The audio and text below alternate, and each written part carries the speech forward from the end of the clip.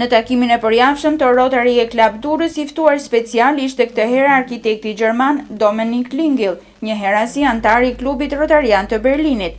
Arkitekti gjerman ka qenë pjesë e grupit të punës të drejtuar nga arkeologët Eduard Shehi dhe Henner von Hesberg, që pas një angazhimi kërkimor shumë vjeçar dhe një periudhe të gjatë studimore, realizua në rikrijimin 3D të amfiteatrit të Durrësit. Gjatë bashkëbisedimit me antarët e dy klubeve rotariane të qytetit bregdetar, arkitekti gjerman bëri të ditur edhe detaje nga projekti që parashikon në rikrijimin e amfiteatrit përmes një loje ndërtimore për fëmijë në formë puzzle-i të krijuar nga artizanët lokal, si dhe veshjeve antike të asaj kohe, por jo vetëm kaq.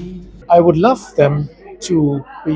Do të dëshiroja që autoritetet shqiptare të apasionohen me këtë projekt, njësoj si ne, sepse besoj se ky monument i lashtësisë, ky thesar është një shenjë e përkatësisë dhe identitetit evropian, të cilit i përkasim të gjithë. Projekti është gati, kërkon vetëm impenjimin e aktorëve lokal. Ai përfshin ndërtimin e amfiteatrit si një lojë ndërtuese e përbërë nga 40 copë, pra si një puzzle. Njëkohësisht ai konsiston në veshje antike, në mënyrë që fëmijët i njohin ato dhe të flasin për to. Gjithashtu parashikon trajnimin e mësuesve të shkollave, nga arkeolog dhe njëkohësisht një person që të merret me të gjitha këto. Nëse të gjithë këto hallka do të ngrihen, projekti mund të nisë sepse nga ana e jonë gjithçka është gati. Rindërtimi i amfiteatrit në 3D krijoi për herë të parë mundësinë që jo vetëm komuniteti shkencor, por dhe qytetarët të njiheshin me formën e mundshme që monumenti i antikitetit ka pasur në vitet dhe shekujt e parë të ekzistencës së tij.